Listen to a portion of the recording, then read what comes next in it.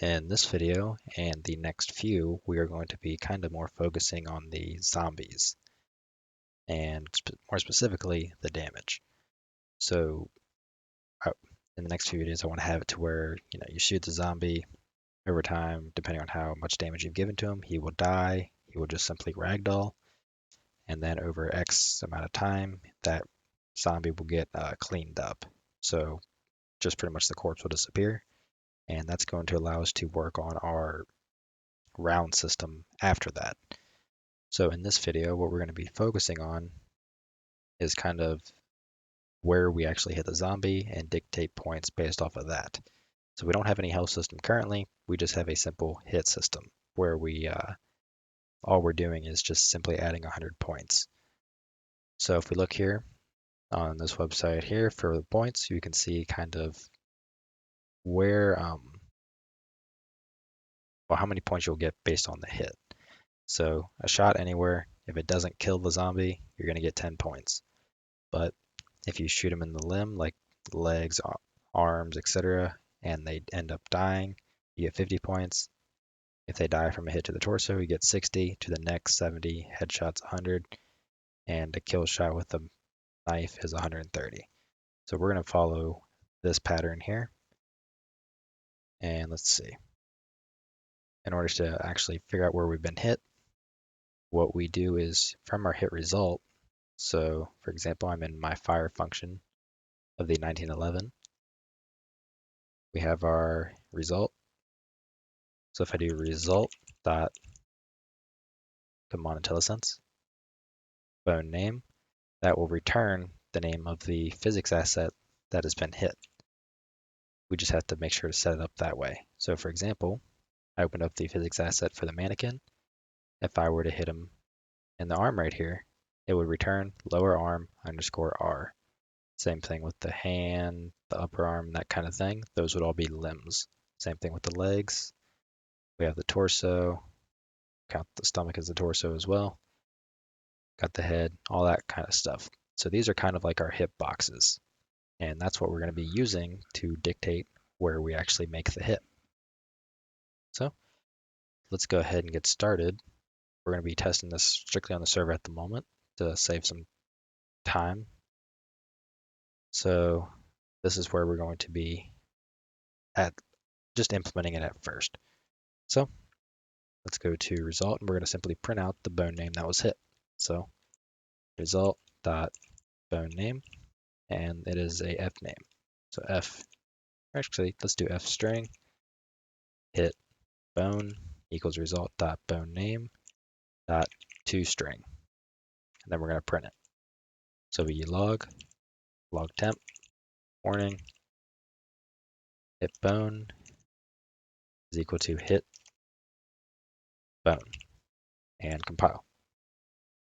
And hopefully this will print out everything that we need. If not, it means we're probably hitting the capsule, which I think we are currently.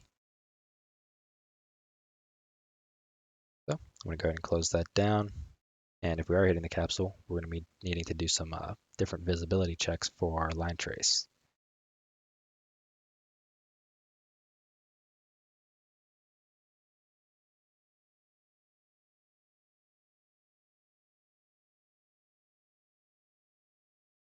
Okay, I want to go ahead and open up the game mode real quick and just change the spawns down to 1. Okay, maybe it's not the game mode.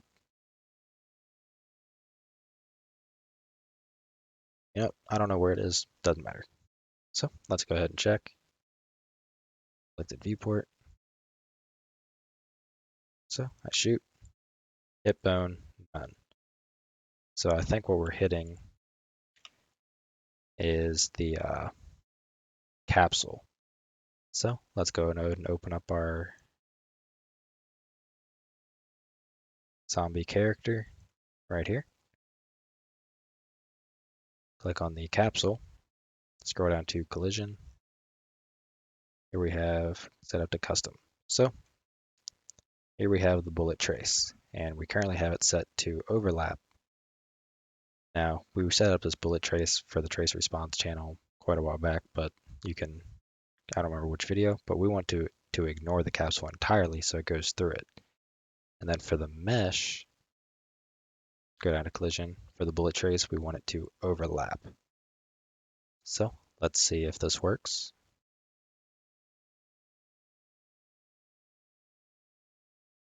Bone name none. Oh wait, never mind. It is actually, it's just because it's looping through. So let me actually set this up to be a blocker. So bullet trace, set it to block.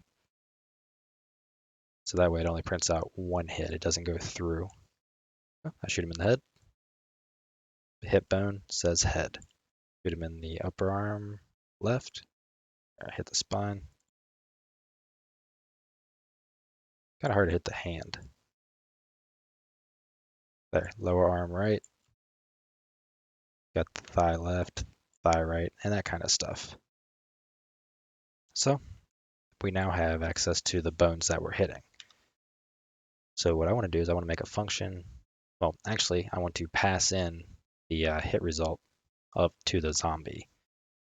So in zombie_base.h, we're going to change this class up a bit.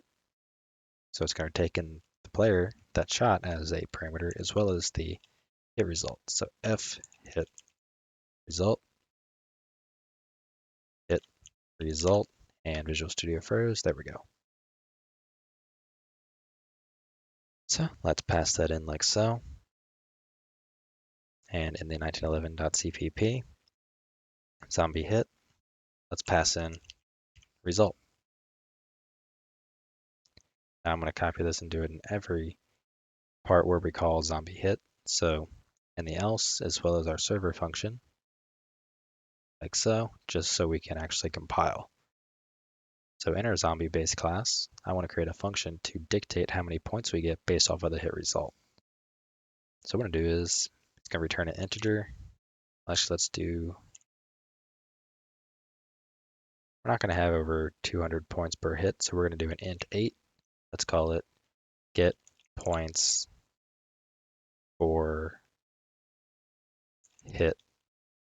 I guess that's about as best of a name I could think of.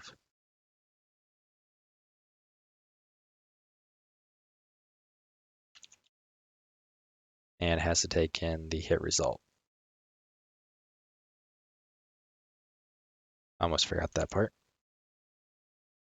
So what we're going to do is we're going to get, actually, let's make it take in an f name instead. So f name, or f string, bone, name, like so.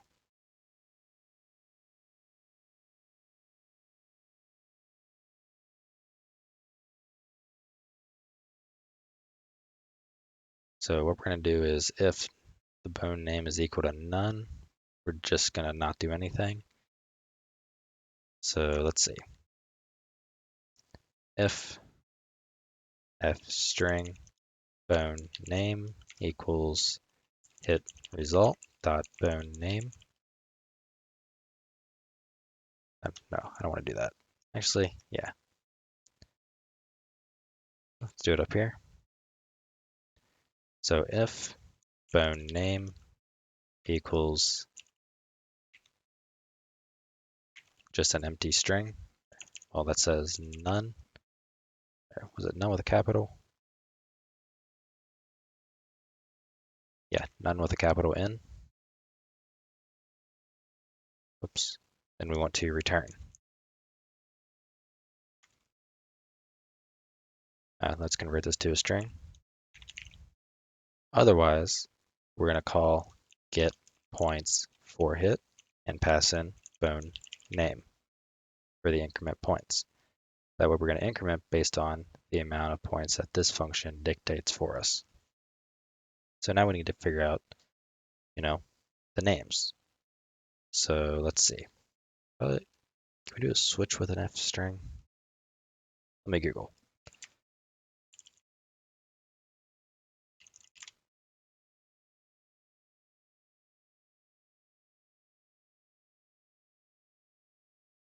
And not really.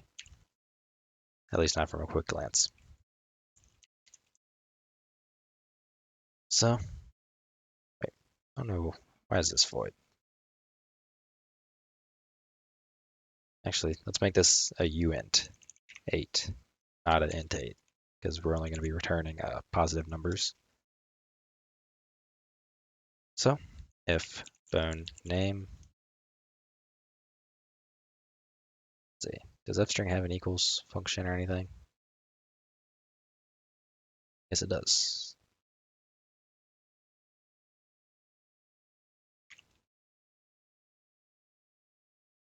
One IntelliSense. There we go. So the string, so fstring. Now let's look at the list of names in the physics asset. So we're going to go to the mesh, open up the physics asset, and let's start kind of categorizing them together. So we have the limbs for starters. So let's see. Limb hit is 50. So we're going to get the upper arm. I want to just write these in Notepad.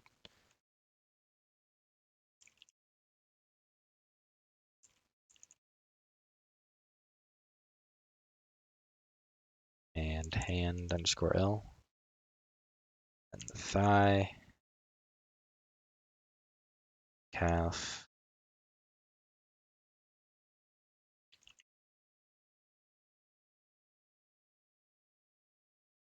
then we need to do the right. Replace those with R.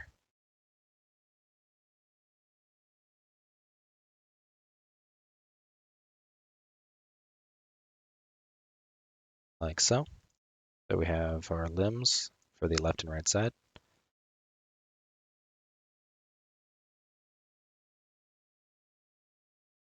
Okay, that is not quite as clean as I had thought. So if bone name equals, oh, it's going to be a long one. Upper arm. Let's see. Let's do dot contains. F string.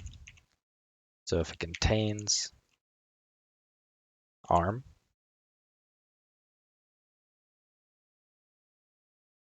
actually, we can actually test. Let's see. Left and right. Yes, so we're going to do that. So if it contains an L or an R, like so, we'll see the parameter.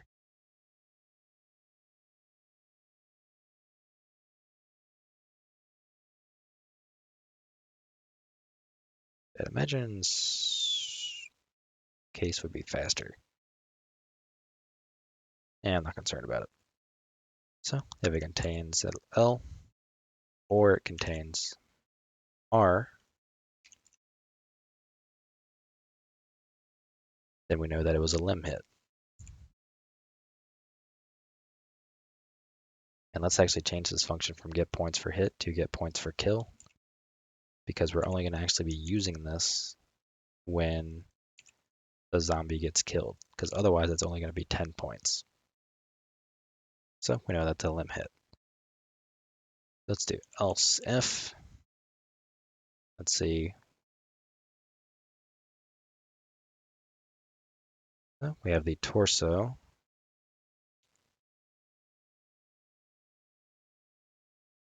Torso is going to end up being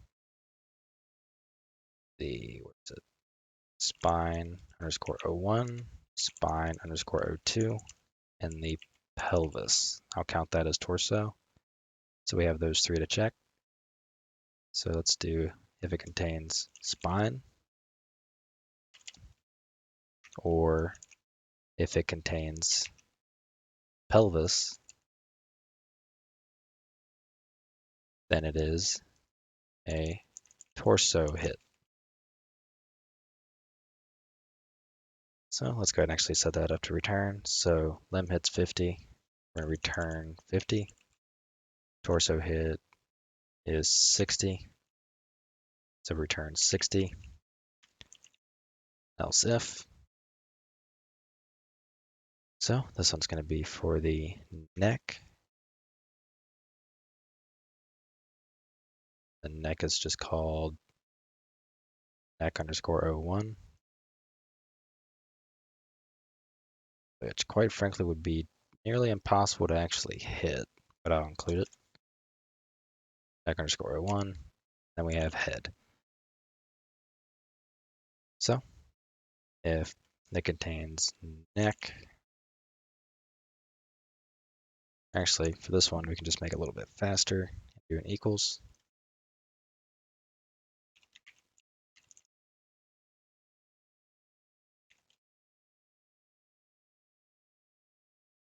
Else if equals head.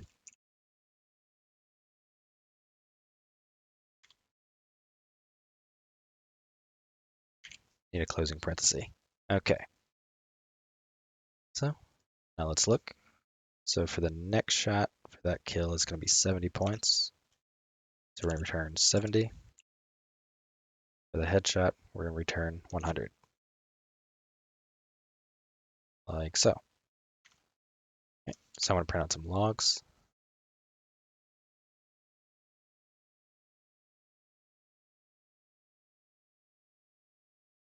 In here.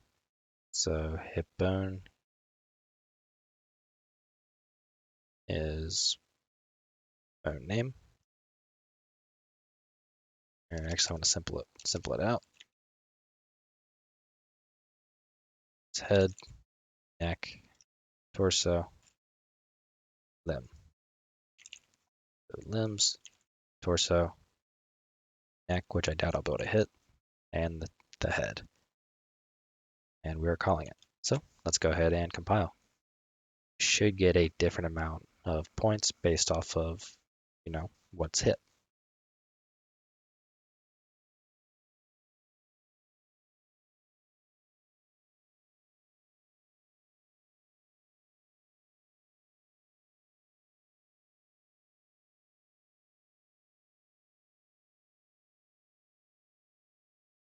Once it actually decides to compile.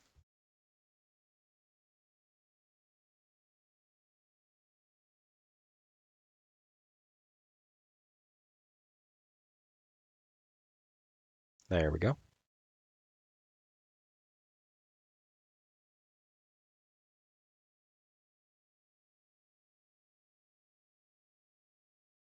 Alrighty, let's see what it prints out.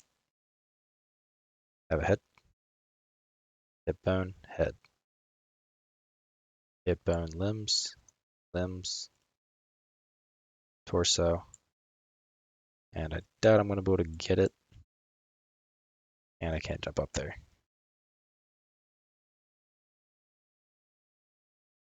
Actually can't even move out of here.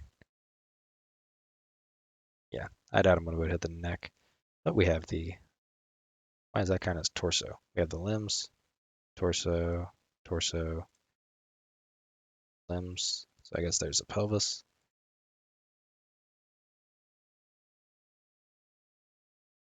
Alright, so it's adding up our points based off of where we hit. So now that we have that system in place, in the next video we're going to clean this up a little bit so that our server actually uses our results based on the client's hit, just to make it so it's very reliable and accurate. So that way, for the delay of the server to the client, if that's off, it's not going to matter because we're using the client's information for it.